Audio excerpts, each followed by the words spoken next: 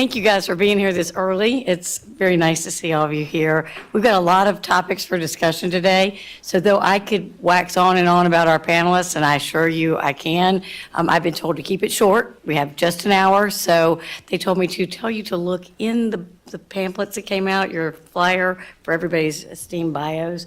But I will quickly just go down the group. At the very end is Tom Clyde, someone I've known since, he doesn't look it, but since 1992, and we started practicing law together. We've been colleagues for many years. There's nobody that knows this area of the law better. He is on the Georgia First Amendment Foundation Board, and he monitors the legislation each year and keeps us against the evil. Between Kathy and his efforts for good, we're in pretty good shape. Then there is James Salzer. Now, he's a well-known reporter and editor at the Atlanta Journal-Constitution. He's covered the General Assembly and government and politics since 1990, so he's about the same age, and then we get younger as we go. So next to me is State Senator Jordan. Release your burden with Jordan is how I'm to remember that. Has a fascinating story about what made her decide to run. She became elected in 2017. She's in the Senate Special Judiciary Committee. She too is a lawyer, went to University of Georgia, go Dogs, and she's front lines of the legislative issues that we're going to talk about today, including specific issues relating to more transparency and sexual harassment and more protection. Lisa Cupid is a famous person here. She comes all the time. She's one of our go-to expert panelists. She's a Cobb County Commissioner who's dealing with government transparencies, issues at the local level, and you can count on her to be candid and honest, so she's always fun. And Marissa, of course, I am so sorry. Yes, that is right. Thank you, Richard. And then Marissa Dodson is a policy director at the Southern Center for Human Rights. She works to further the center's push for change in the criminal justice system, and you'll see that sometimes there are differences between those two competing but valuable issues and goals. So let's get started. I'm going to start with Ms. Jordan. Jordan, I'm doing it right, yes. So there's a lot of things going on, I know, at the Capitol, but what do you see coming forward with, sexual harassment, transparency issues? What things are you expecting there? So good morning. What's really interesting is that last week on Monday, wasn't it, James, when they came out with the new rules? Oh, yeah. So for those of you who aren't aware of the way it works, because I wasn't before I got elected, each house, the House of Representatives and the State Senate, each make their own rules of procedure and how they operate. And those rules actually trump law. So the way it goes is the Constitution is supreme, then Senate rules, and then the law. So it really is important what we pass in terms of what our own rules are, because everybody tries to downplay it and say, oh, it's not a big deal. It's a huge big deal. So on Monday, we were given the new rules from the Senate, and there was this huge new provision about sexual harassment and what a complainant is supposed to do. And I almost just lost it. I was like, what in the world are y'all thinking? Some of the things that they had put in there were, one, they limited the ability to file a complaint. And remember, this isn't a civil or criminal case. This is just the body governing itself and the integrity of the Senate. So you would think that we really want to kind of keep an eye on that, right? It's an institutional thing. They limited it to 2 years, but then there was a caveat when you read down that, well, but you couldn't file a claim or a complaint when someone had indicated that they were going to run for re-election. We run every 2 years. So I was like, okay, so you're going to take now 2 years and make it into 1 year. And then they put all this confidentiality. They said that the complainant had to sign a statement under oath acknowledging that he or she could be prosecuted for false claims, and that if it was found that the complaint was frivolous, they would have to pay the costs of any investigation and then possibly be held in contempt of the Senate, which under the Constitution of Georgia means that they could be jailed by the the senators. Not exactly kind of the model for transparency or trying to help people come forward if there is an issue. And what was really interesting for me from an optics standpoint is that the same day the governor of the state, or around the same time, had released his guidelines with respect to the employees at the state capitol. And it varied significantly. The right hand and the left hand are not speaking, and it seems that what the state senate is trying to do, especially probably after State Senator David Schaefer, there were allegations filed against him. They're really trying to be self-protective. Oh, and then there was one last thing. You had to file a statement if you're the complainant. Now remember, you are the victim here, saying whether or not you are an agent and being paid by someone else to file the complaint. I mean, it was just kind of replete with self-protection, and then also there's this idea, or you can see somebody thinks that women really are just lying, they're not telling the truth, and somebody is putting them up to do it and probably paying them to say it. And so, like I said, it's not exactly a model for really wanting to deal with the problem that we have. Okay. So then, to follow up with that, Lisa, how are the City of Atlanta's transparency measures shaping discussions and sections around public officials? It was an eye-opener for us, but I don't necessarily see it driving our consideration, at least in Cobb County. And we already know that we are, can you hear me okay? Thank you. There we go. We already know that there are requirements that we need to abide by for open government and transparency. But when you see situations like what happened in Atlanta play out in the media, it does give you a moment of pause to reflect and make sure that we are doing things right. I think in Cobb County, we have some measures in place that allow us to avoid some of the challenges that we've seen with the city. We have a website portal where people can go and file complaints. We already have a designated staff member that handles those complaints and can monitor those requests, or aren't necessarily say complaints, but requests that come through the county, and they can shepherd those through the different agencies. And we just abide by our counsel from our county attorneys. And that's not to say we always get it right, but I think that there is a cognizance from all of us on the board that there are standards that we need to adhere to ensure the open flow of information. Lisa, could you maybe give some background for people about what the City of Atlanta, what happened, and what your reaction to that is? And it might, yeah, it would probably would, you know.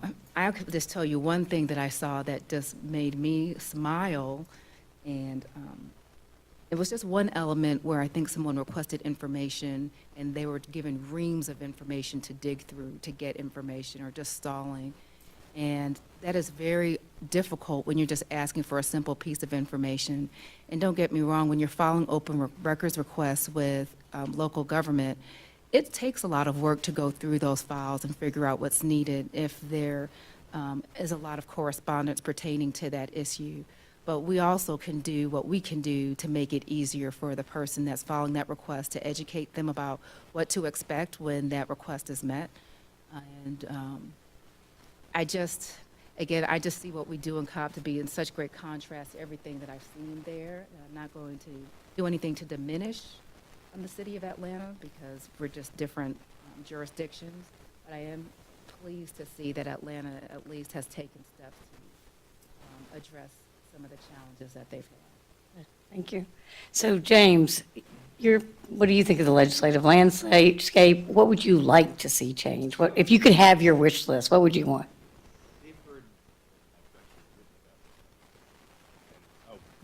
I thought it was loud enough. Hello? Okay. I've probably written about this 10 times in the last 25 years, but the ultimate for me would be, and what I would think would be utter fairness in the legislative process, would be for the legislature to be put under the Open Records Act. And they're not under the act, and they regularly, they regularly kind of ignore our request for information on everything from, and look, for instance, I cover budget and taxes. Everything, every dollar they spend, none of that is public. They probably have a budget of $50 or $60 million, and if you even ask them something simple like, who's on the speaker's staff, they're just like, yeah, we don't have to tell you.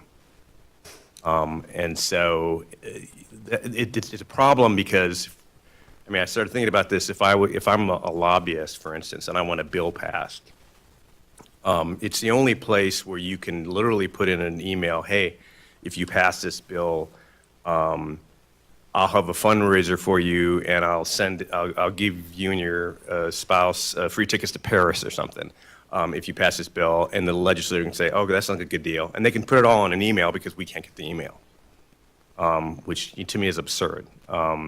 True fact. So, And it is I was gonna, But we're responsible, though. oh, yeah. Everybody They else legislate is. It's us just the as legislature. Lower level. Which, but I was going to add to the discussion about the biggest issue that you did not mention about the sexual harassment rules was that if someone gives me or speaks to me about being sexually harassed, and then they file a complaint, the victim in that situation could be fined and found in contempt of the Senate for talking to me. And last year, in the case of Senator Schaefer, the Senate Ethics Committee held discussions behind closed doors and talked about the case, and we obtained a copy of the report, the investigative report on it, and we wrote the original story on the complaint.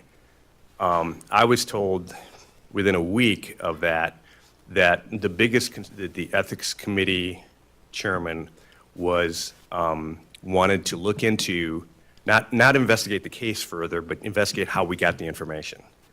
So that's the climate we're dealing with at the legislature. Thank you. So Marissa? Oh, Richard. So what's the chance?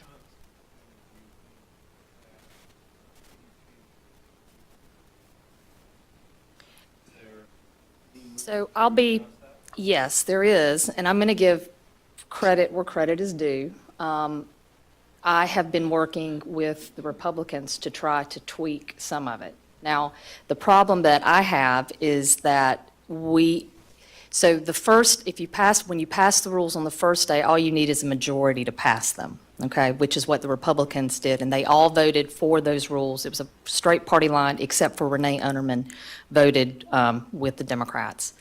But if after the first day, any changes to the rules, you have to have a 2/3, right?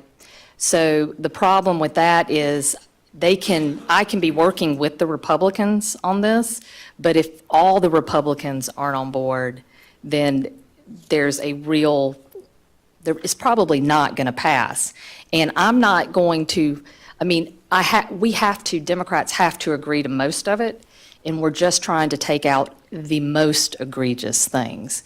And that's hard for people to understand, because then, look, we have to acknowledge what our place is here. So I'm looking at this like an attorney would, which is I'm just trying to mitigate as much as I can the bad, understanding that if it were up to me, we wouldn't have the rules as they are at all.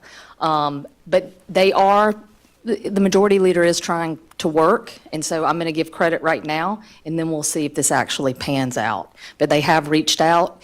Clearly, the press last week, thank you, Mr. Salzer, they responded to that, and I think they stepped into some stuff that they didn't really know that they were stepping into, which is also a problem of not having lawyer legislators too, because when you use words like clear and convincing or different standards or things that are legal terms and you don't know what they are, maybe you didn't mean that to happen. Maybe you didn't mean it to sound like you were placing a higher burden. But the reality is, from a legal perspective, that's exactly what they were doing.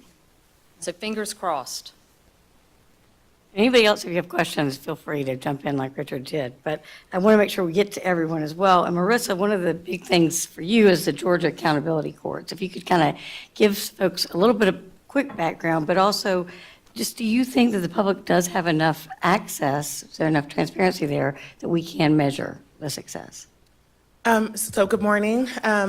So in terms of our accountability courts, I will say, and I work at the Southern Center for Human Rights.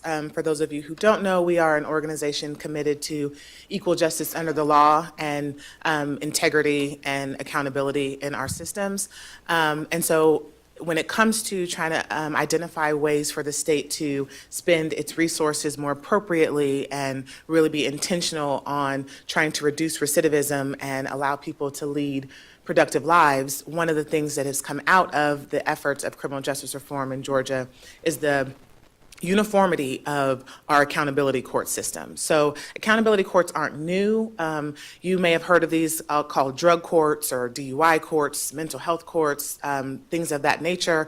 They all fall under this umbrella of accountability courts. When Governor Deal took office, there were a few dozen of these kind of courts around the state. There weren't any there wasn't any uniformity or standards.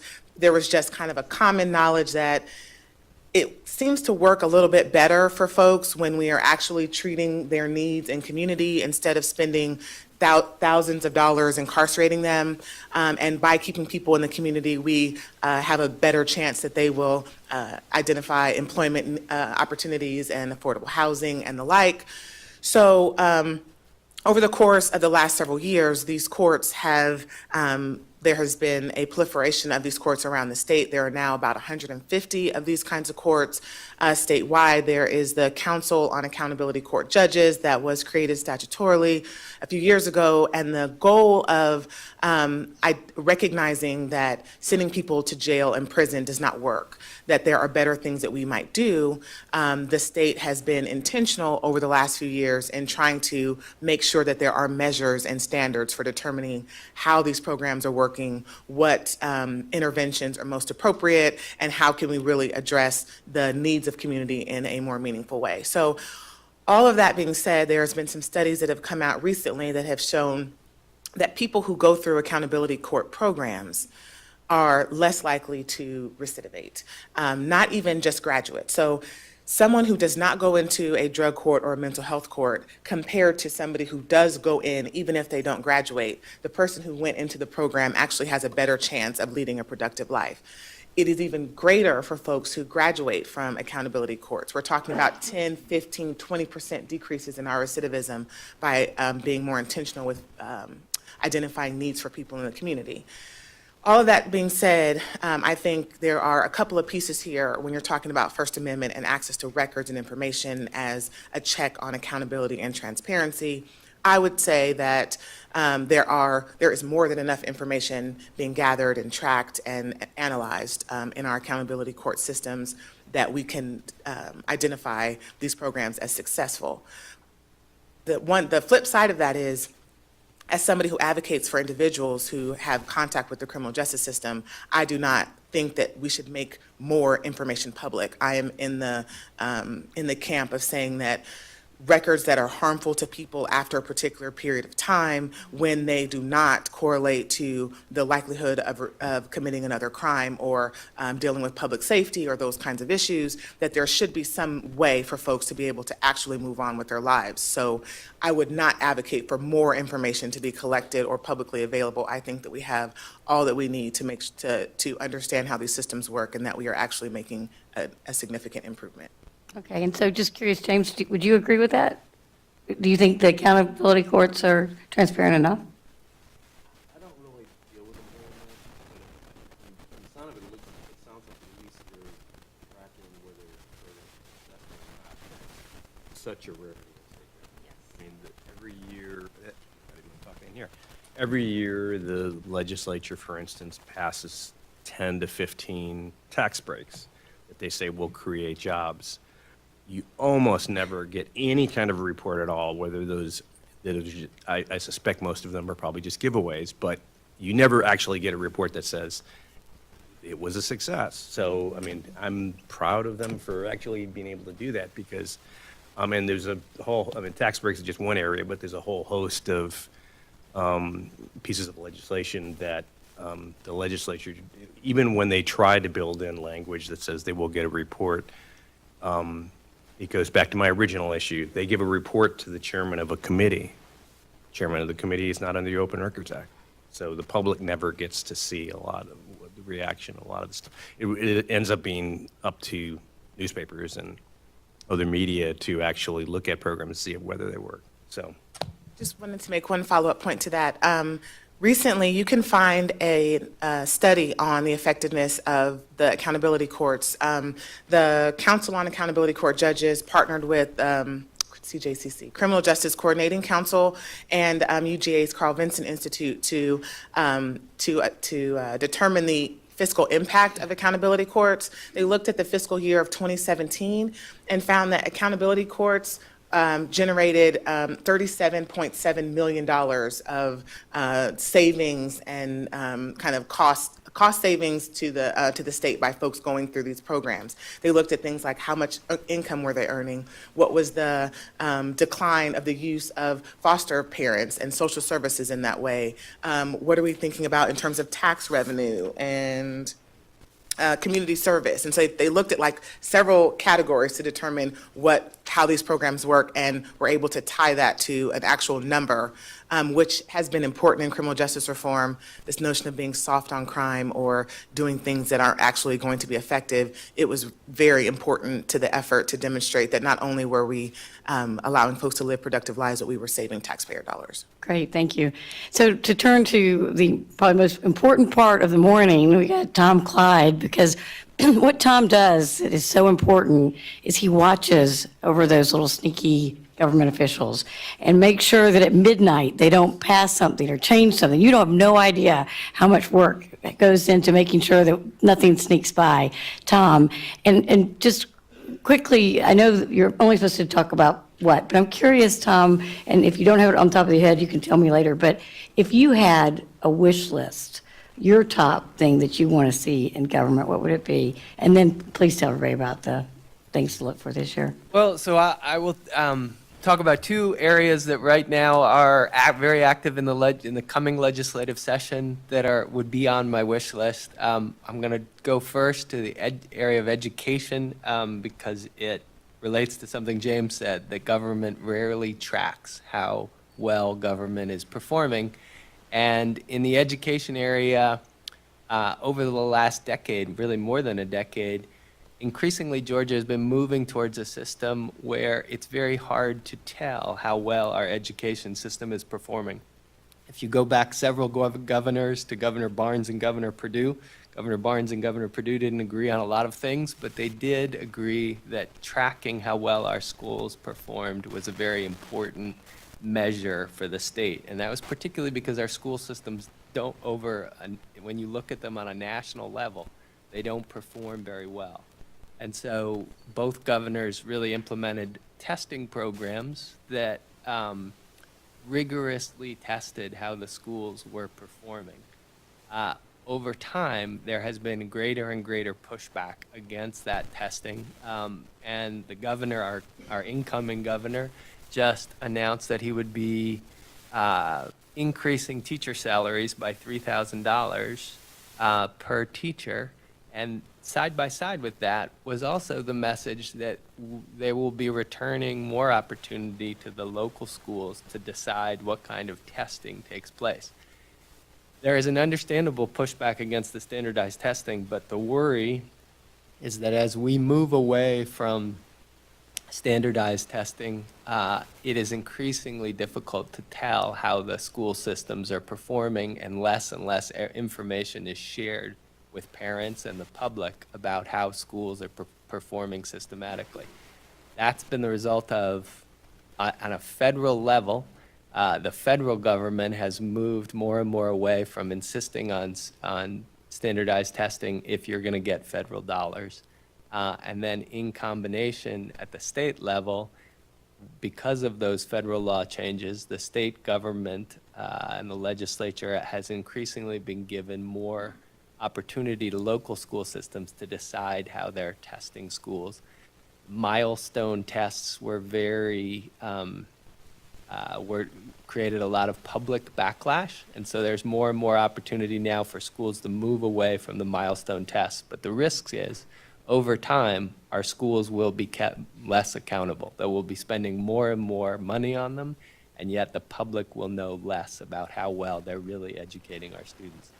So that's an area that we're watching and that is a concern. Another area that is a big concern and will be very active, I think, this legislative session is the hospital industry. There's a lot of controversy over the origin of hospitals and whether they are really accountable to the public at this point.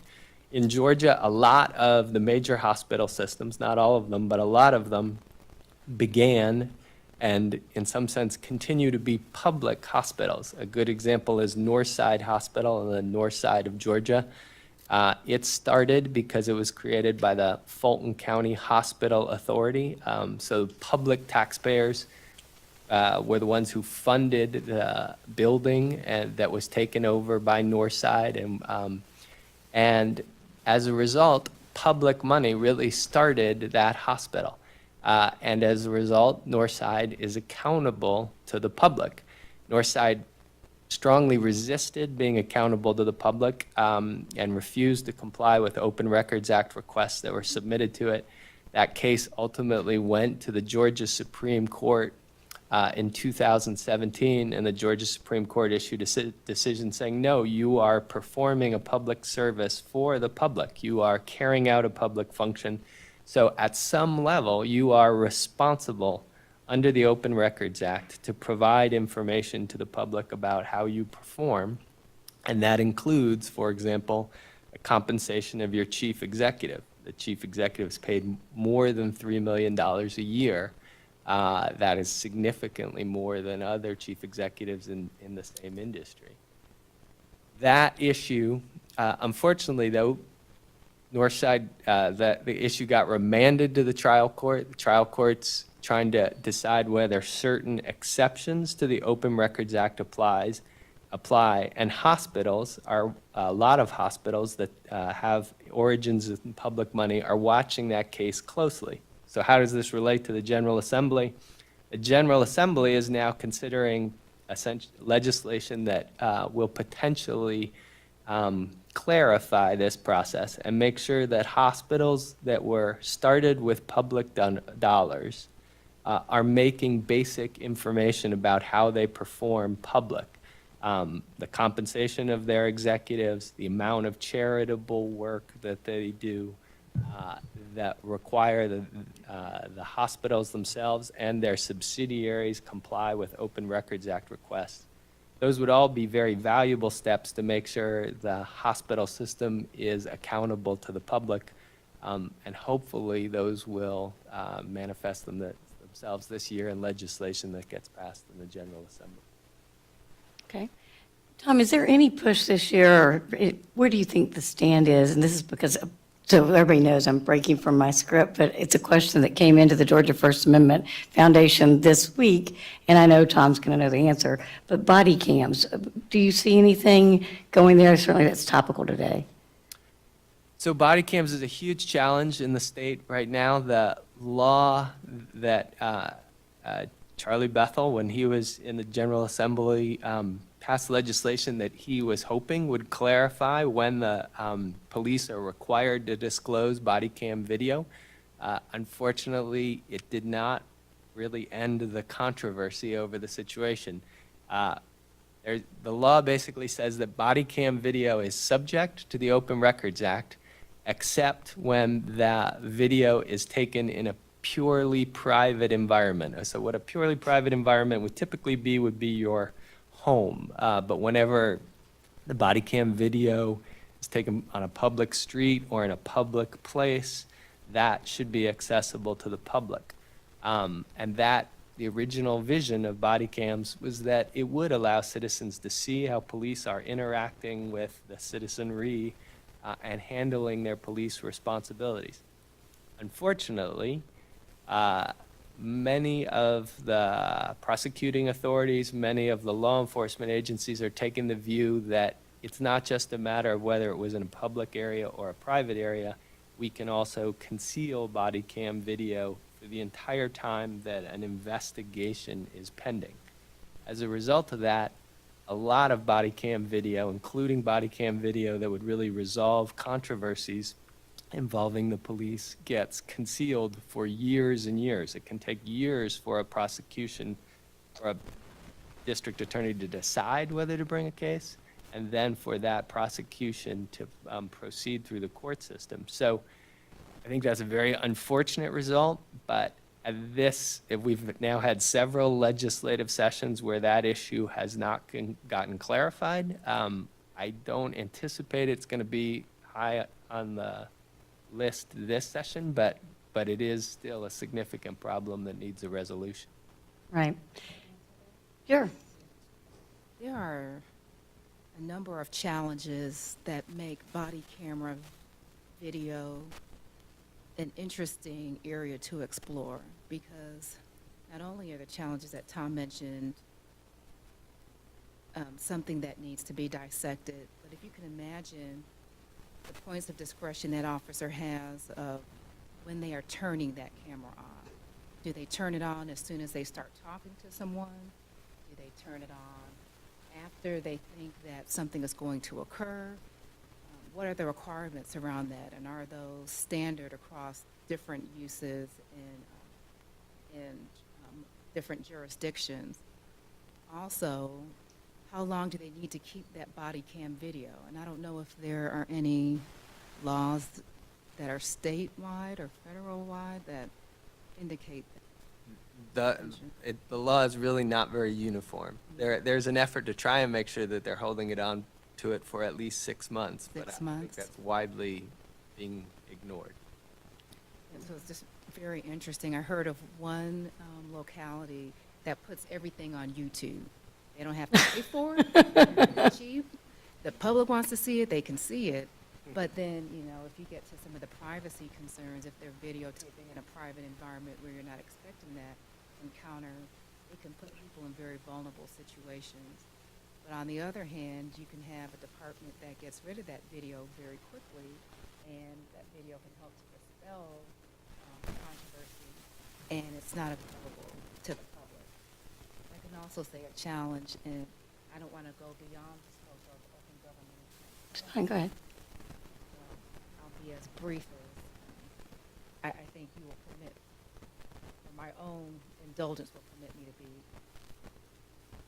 That officer is taking that camera and writing their report on that incident based off of their observation of what occurred. However, the person who's being videotaped does not have the privilege of even observing that video when it's under investigation. So, when you're experiencing something, you're experiencing it from your vantage point.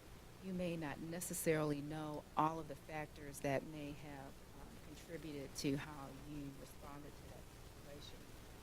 That officer, however, has the ability to not only glean from how they interacted in that circumstance, they can get the advantage of looking at that video. So there's just some level of inequity that's in that. And I do not see any policy or practice that's coming forward to make it uniform across jurisdictions. Certainly, that's something that could happen, though. I mean, I've seen body camera policies from jurisdictions, and the one that I saw particularly said, at the very first public encounter, you turn the camera on, and it goes, and if it was consistent that way, you'd capture what's important. And I love the YouTube idea, though. That's just crazy. But just to be clear, that idea of body cameras keeping people safe or stopping police, bad behavior is not something that's shared across the advocacy spaces. There are lots of social justice advocates that, including myself, that have concerns with the use of body cameras and whether or not that is actually going to make a difference when it comes to law enforcement interactions, just to throw that. Well, and what would that policy be? What is the concern? So there are many concerns. Many of them Commissioner Cupid has just identified, but the notion that so what we know is that when officers know that they are being videotaped, that adds a layer of accountability, if you will. However, the points around what they are able to do with the information, how they are able to connect their story to what they videotaped, and so in terms of Or where they focus the camera to. right, and so, so the ACLU has, National ACLU chapter has expressed concerns with body cameras and its use, because if you think about access to someone's home and the privacy of someone's home, and an officer showing up to someone's home with a camera on their body, talking to someone at their door, they are capturing more than just that interaction with that individual. They are actually inside someone's home, and there are concerns with that. And I don't know that we know lots of examples of officers that are on camera and are continuing to engage in excessive force. And so I don't know that that necessarily is going to be the answer. It may be that those resources are more adequately spent somewhere else. Okay. So the next big topic for the panel, and we're running short on time, we won't have time for questions, but is really about the voting machines and the changes that are being done in that regard. So basically, the question is for you, Commissioner Cupid, what transparency issues do you see emerging from that? What happens at the county level will be determined by what is required of us at the state level. We see us not really having a lot of discretion in what we do. And speaking with our elections director, she knows that there was public participation in the Governor's Safe Commission. And I don't know what that acronym is for, but I think it's like safe and accessible fair elections. And she just expects that whatever comes out from that, we'll have to abide by. So then that takes us logically to you, Senator Jordan. What do you think? So I would suggest there's a New Yorker article that just came out this week that actually kind of highlights some of the issues we have, especially in terms of transparency here. I think there are at least 2 members of the governor's staff who have connections with various lobbyists for these voting machines. And what was telling in terms of the government's recommendations for the budget is that he actually put approximately $150 million in for voting machines, which is like the top level machines, where a lot of the voting advocates are would like to see hand-marked ballots, which cost about $30 million. So that kind of tells you where he's going in terms of what his choice is going to be.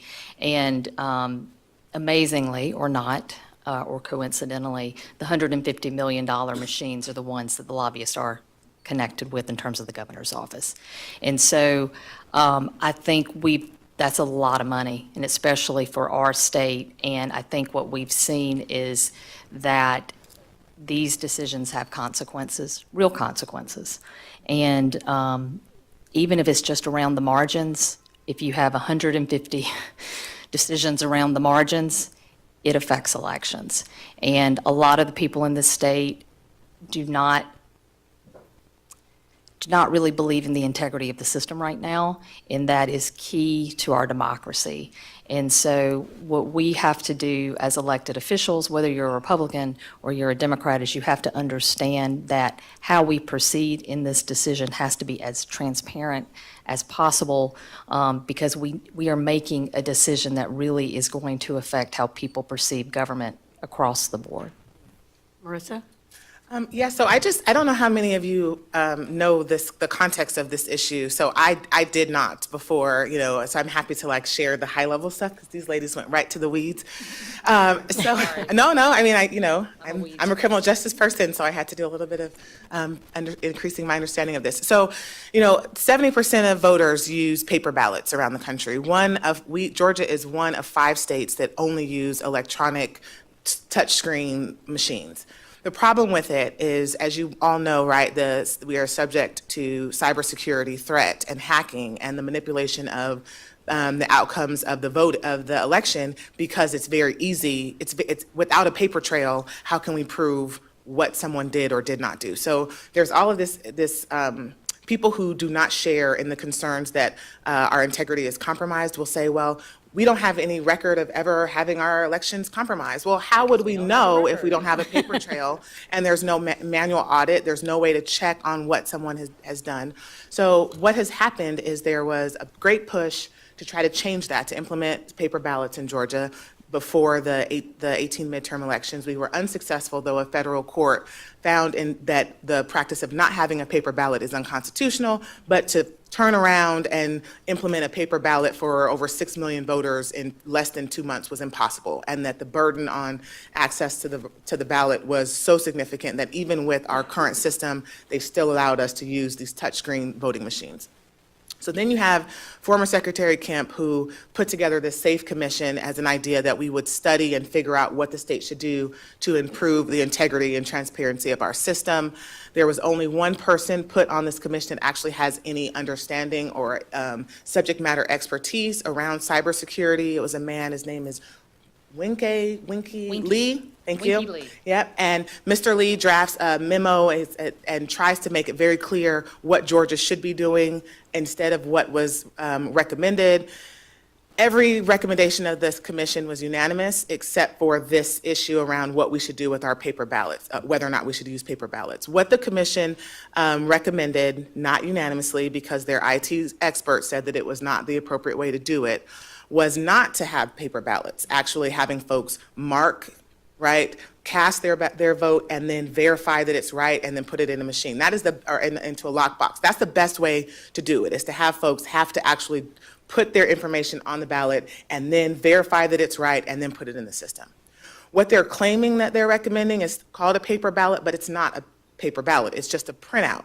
So what will happen is, on these same voting machines that they're trying to do, is you would pick your person on the screen, it prints out for you what your votes were, and then it has a barcode on it that they use to scan to figure out what your votes were. Well, problem is, yeah, the text is readable for the person on the printout, but the scanner is using the barcode. So the barcode becomes the subject of the manipulation, because now it doesn't necessarily matter whether it says who folks have voted for. Now it's just about whether or not we can use that barcode. So what we have now, just to, I know that was a lot of background, but what the issue is around transparency now is that we have our current Secretary of State and this commission's report that are asking Georgia to make a change. Stop using just electronic only, at least do a printout. It's an in-between, it's a compromise. What would make our elections secure and bring integrity and transparency to the process would be to have that cast and verify process.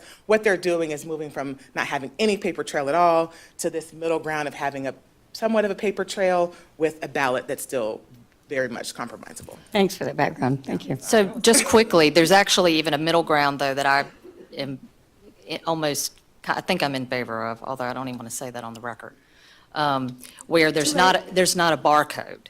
It is, you do it, it prints it out, you say, oh, yep, I voted for Brian Kemp, you hand it over to the election official, they scan it, it picks up what your vote is, and then it drops that into a lockbox. And the whole idea is that then there's the paper, that if we have a recount, somebody can go and then do a recount, but there's not a barcode. It's all something that the voter can see, can identify, can confirm, and then that's what goes into the system. Now, is anything perfect? No. One of my concerns as a voting, I'm a voting advocate, is that when you do have hand-marked ballots, previously we had issues with undercounts, especially with minority populations and populations that tended to be more disenfranchised.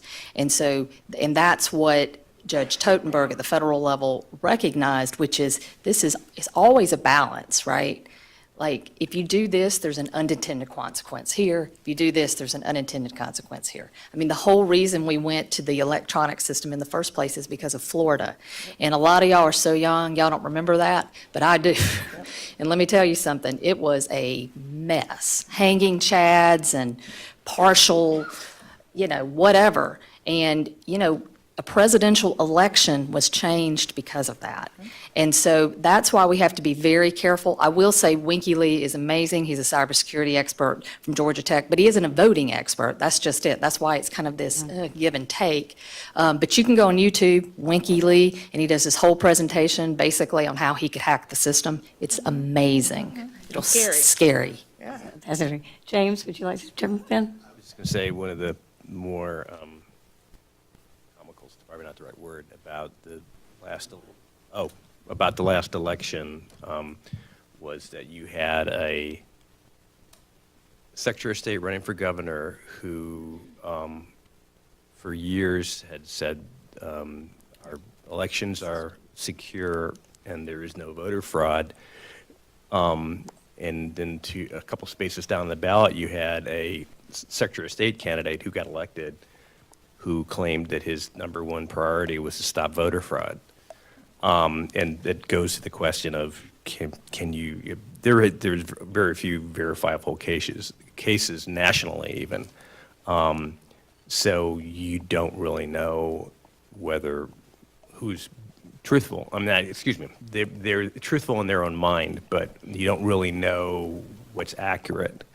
And the current Secretary of State and the former Secretary of State are pretty much in agreement on what they want to do with the voting machines, and that's why they put the $150 million in, which is actually closer to $300 million when you pay for it, because they're borrowing the money, so they're going to pay for it over 20 or 30 years. Do you trust it? But based on what you're reporting is, what do you think? Trust what? The new system what they're proposing?